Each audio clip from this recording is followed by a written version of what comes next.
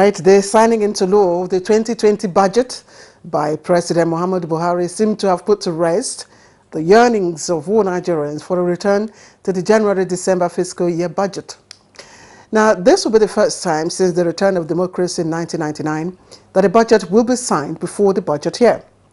It is also a development the Nigerians have lauded, but the expectation is that the early signing of the budget into law will fast-track development. The concerns of many Nigerians, however, is whether this early passage of the budget will engender early budget releases for effective implementation. In the studio to discuss the 2020 budget, of course, I have public affairs analyst and a developmental economist, but that will be after this break. I am Claire Adelabu Abdulrazak.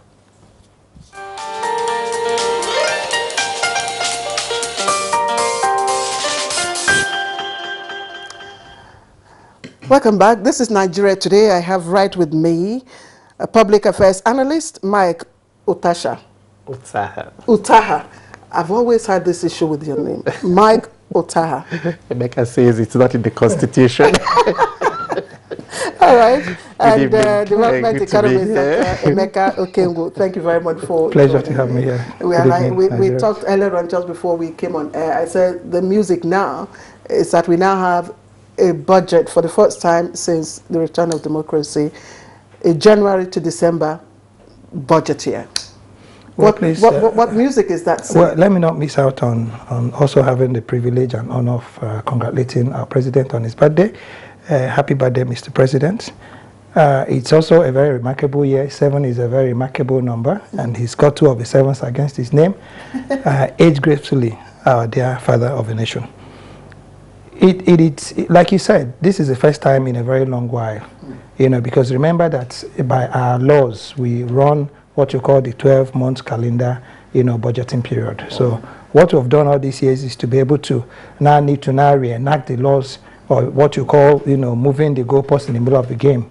Because for you to be able to now, roll over the budget, you now need to go back to the National Assembly and then start reenacting laws. No, all that's over. So a big kudos to the National Assembly. What this also means is that our democracy is also maturing. As against people now talking about a National Assembly that has been pocketed, the question I ask is, was there any part of that budget, scrutiny or budget process that was not adhered to? So I think it's all about maturity. I think we've now matured into, a democracy, or now we're now actually starting our march into democracy. Okay. Let me bring in Mike Osaha here. I'd just like to take a quote. This was a quote from the President of the Senate, Ahmed Lawan. He said, the budget 2020 is going to be part of what we want to do differently, from previous sessions of the Senate. And to their words, they have done this differently. So how would you evaluate in terms of behavior of previous, assemblies? How would you evaluate the behavior to national budget approvals? I think Emeka has set the tone, and I can only add and say that in addition to what he has said, we're seeing some kind of relationship, cohesion in the relationship between the executive and legislative branches of government. And this is helpful in the sense that, unlike what we've seen previously, we now have 2 branches of government that are, working, harmoniously, let me put it that way. And it has shown in the way committee assignments have been carried on, even at odd times and all of that. I mean, if that didn't happen, we would not have today's signing ceremony. And most importantly, there is, in addition to the budget which the President has assented to, the finance bill, which is very important. Mr. President mentioned it when he read out his speech or his address when he assented to the budget, and urged members of the National Assembly to expeditiously look at that bill also and consider it and pass it into law.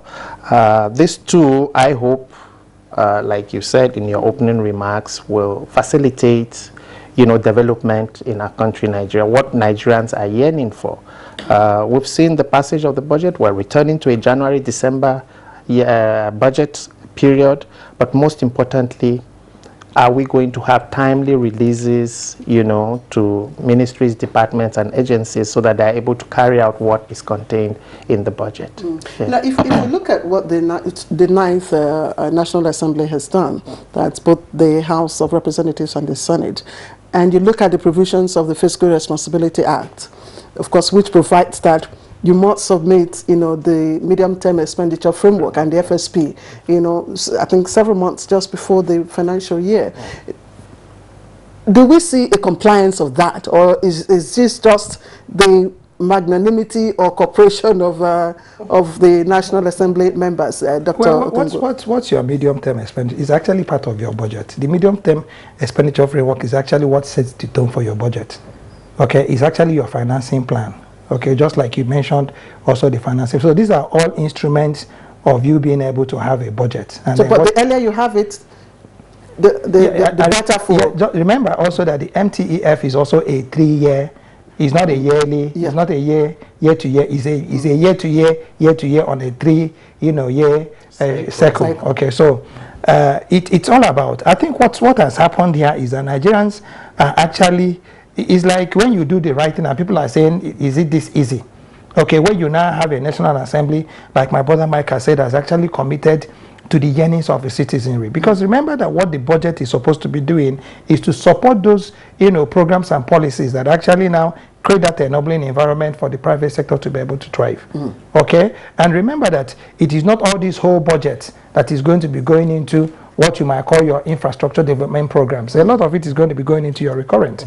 So what should worry us is, to what extent are we able to now interface or focus on this, what you might call your critical infrastructure that will be able to now drive our nation into, this circular, which is why the president now mentioned, the financial strategy paper, which is very important. He also mentioned, the production sharing, agreements that we've, talked about, because these are now going to be, documents or instruments that would first and foremost, stop leakages and then be able to now ramp in some revenue that you actually require to run the budget. I would, out there, people are quite happy. They've lauded this, the signing of the budget into law today.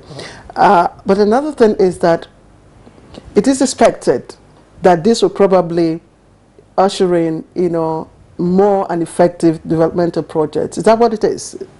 I think so. Like I mentioned earlier on, the signing of the budget is something that we should all be excited about. Like you rightly pointed out, we're returning to a January-December budget cycle. But more fundamentally, Nigerians would love to see timely releases of, the budgeted funds. Our budget performance over the years has not, I don't think we have gone beyond the 40% threshold. So one would like to see a situation where we'll go beyond 40% and, get to particularly what Emeka refers to as capital projects, and see how that can then become an engine for growth and development in our country. The fundamental thing is about releases, really. The budget is there, it has been signed by the president, but it remains a document, a basic document, and tomorrow hopefully we should be hearing the more detailed breakdown and all of that from the Minister of Finance, but these are yearly rituals. What would now make this year, the 2020 budget different is, the commitment to timely releases of funds as budgeted by the National Assembly and as assented to by the President. In whose court is the ball now, Dr. Emeka?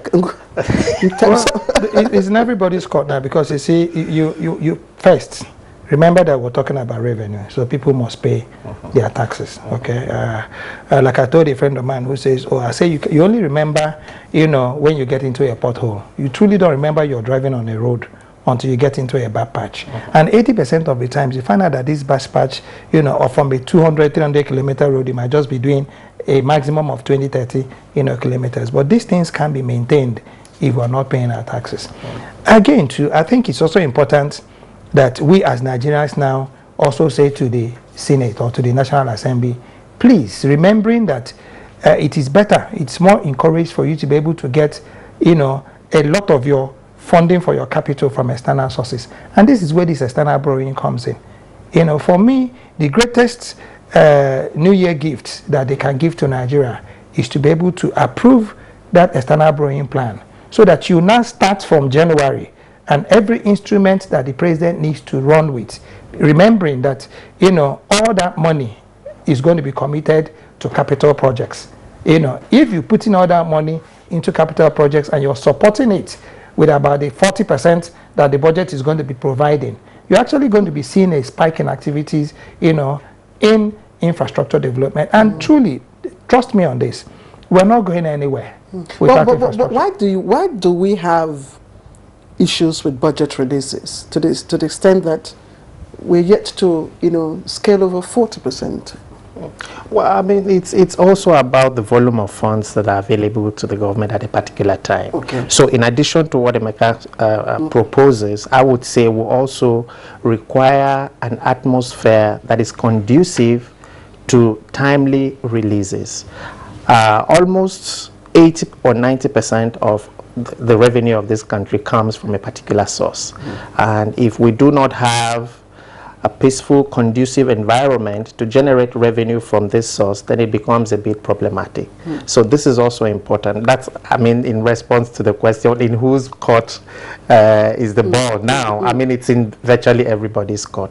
We all have to contribute to the process of ensuring that we have timely releases, we have a conducive environment for government to generate revenue. You know, Emeka talks about payment of taxes and all of that, but even much more than that, we need to create the enabling environment for government to be able to discharge its responsibilities to us.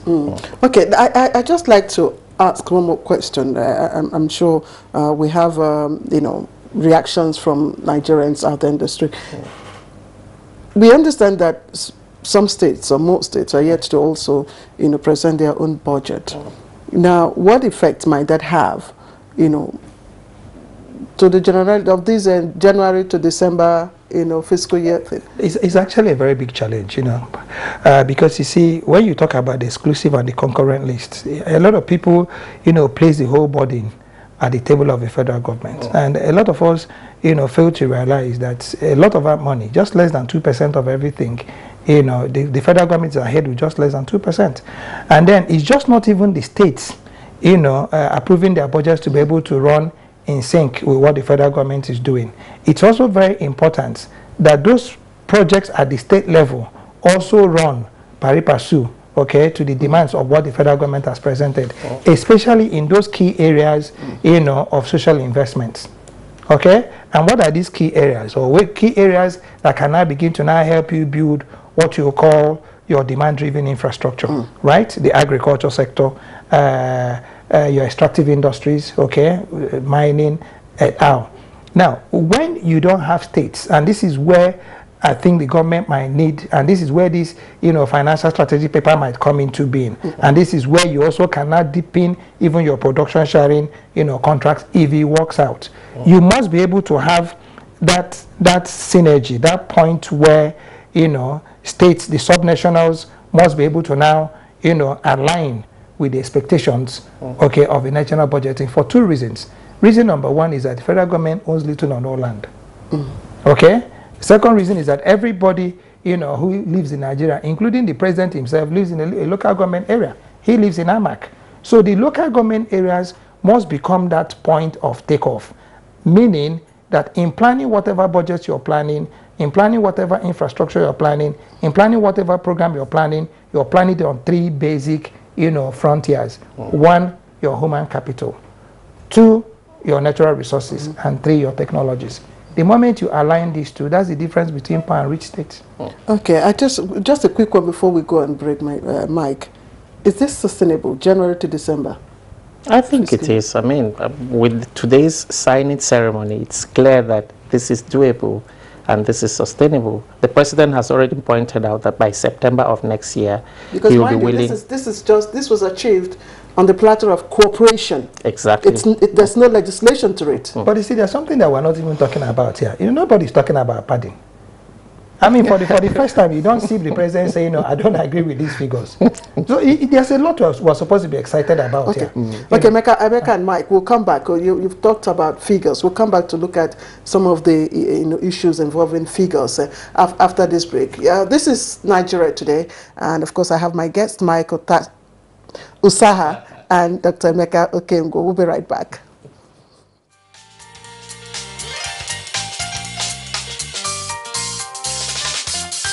So for now, I believe we are working, and the National Assembly are working towards the right direction for now.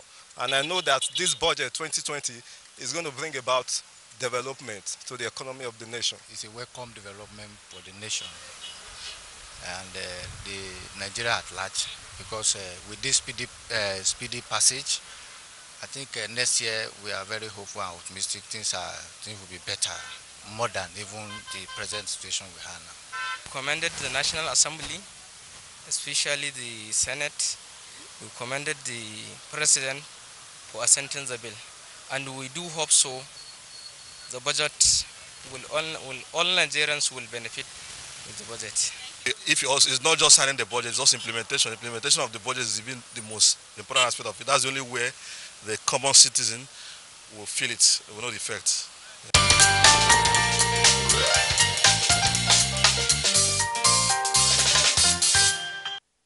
All right, welcome back. You're watching Nigeria Today. Mike and Dr. Okemgo, you've listened to some of the issues. Of course, issue of implementation, that's what we've been talking about. And we know that the budget was passed expressly without, like you said, padding, issues of padding, but of course with the additional increase, from the National Assembly. Some have said the benchmark, of 57 yes, per barrel is altruistic. How do you see that? Well, I mean, looking at the situation we have on ground right now and oil prices at the international market, I think it's in my view realistic. And in any event, we have not had any situation, at least within the last 3 or 4 years, where budgetary projections in terms of how much we're making from crude oil and all of that has really been, the case. So even if we go below $57 per barrel or we go slightly above it, for me, it's really not here, neither here nor there. The question really is, do we have sufficient resources to fund the budget and ensure timely releases, like I mentioned before? Emeka had mentioned something previously, the question whether there is some kind of alignment between what is happening in the states and at the federal level. And, this is the point where we really need to sidestep partisanship and maybe take on the toga of national interest. And we have a very progressive program or document that can help in this regard, the Economic Recovery and Growth Plan. It's something that we must constantly refer to, and not just refer to, but see that we pick implementable aspects of it and really run with, particularly this time around that we're having a January to December budget cycle. I feel I have gone through the document a number of times. It is, in my view, very progressive. And it doesn't matter whether a state, for instance, is an APC state or whatever. I mean, the most important thing is there a way in which aligning with the programs of the federal government inure in the interest of my state and its citizens? I think these are the questions that state governors must begin to ask themselves. Dr. Emeka, I asked this question because of the issues of implementation that has, that Nigerians have raised. And you know that if there is any global issue and the global oil price goes southwards, that will in fact impact on our budget implementation, isn't it? Well, I think that instead of talking about implementation, we'll be talking about a communication plan. Okay, that's what's most important, so that everybody knows roles. Because you see what's happening, that everybody is hiding under this toga that the federal government has signed their budget, and everybody forgets that we have subnational governments that also, get, and in fact, let me tell you what President Buhari, had done. A lot of Nigerians don't know. He's insisted that every local government should have their monies released to them directly. So if you do not have a communication plan for people to actually now know that these monies that have been signed in Abuja should also be signed in your local government. That your local government chairman is the President Buhari of your locality. And that the way the federal government is actually structured is actually the way the local governments are structured, because you now have the councillors. And these councillors are like ministers. Your councillor of works, your councillor of health, your councillor of this. Ditto with the state governments where you now have your commissioners.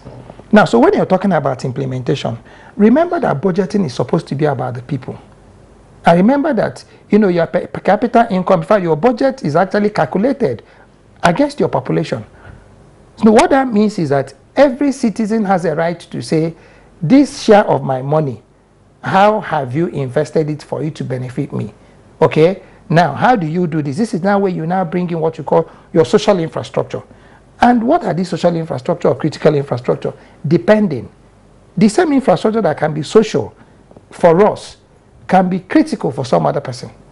Do you understand what I'm saying? So the key thing is, what are these things that can be able to now, you know, what are the enablers for people to be able to have better quality of life?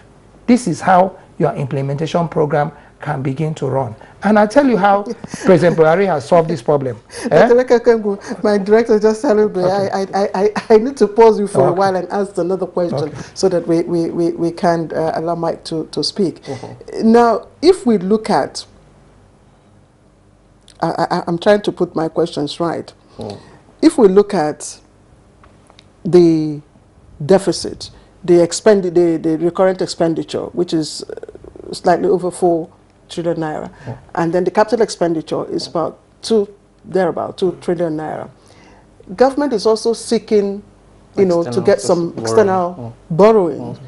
Now, will that address the issue again of having effective developmental projects? I know you were on one of our programs, flagship programs, yes, and you talked about the relevance of that loan. Yes, it is. But you see, what Nigerians must understand is that that loan has nothing to do with the 2020 budget, not one thing. These are loans that are tied to specific, not just infrastructure, to specific infrastructure financing programs that are project-based. Okay? Now, what it does is that it now helps you to now support these existing deficits that you're going to now.